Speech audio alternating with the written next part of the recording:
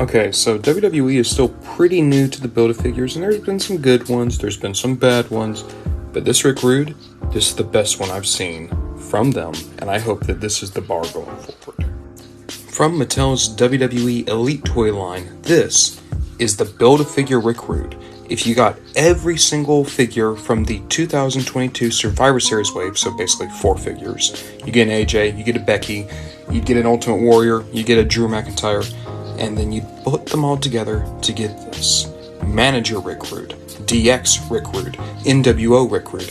Wait, did I just say DX and NWO? Yes, because he was in both, and this was the look for both. So what's the story here? Basically, Rick Rude, during the 90s, had retired from pro wrestling. He had sustained too many injuries to his back and had transitioned into a manager role.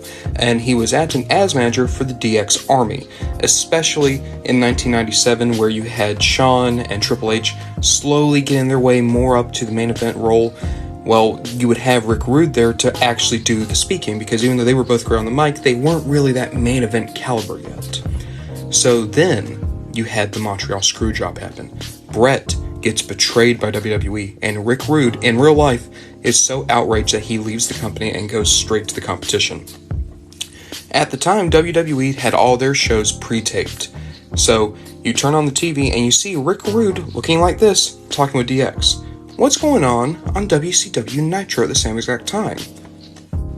If you turned it over, you would have seen Rick Rude walk into the ring looking exactly like this, shaved the beard, and he was accompanying Curt Hennig, the former Mr. Perfect.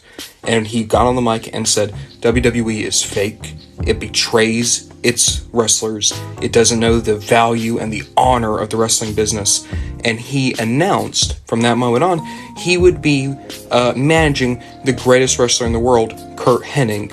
And if that breaks anyone's heart, they don't get to complain anymore. So, more than a subtle jab saying that Shawn Michaels was nowhere near as good as he thought he was, and Mr. Perfect was actually a far better wrestler, and, I mean, maybe?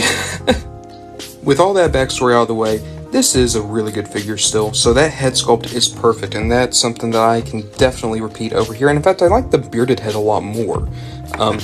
And then the body we've seen before. This is Vince McMahon, it's Mean Gene Okerlund, it's all the Build-A-Figures, right? I think this still looks fine, but it's really the head and the backstory that sell this figure to me. The briefcase is a great added accessory, but you don't need it, right? This is already one of the most unique figures of one of the most unique wrestlers to ever live, and I adore having this Rick Rude on my shelf.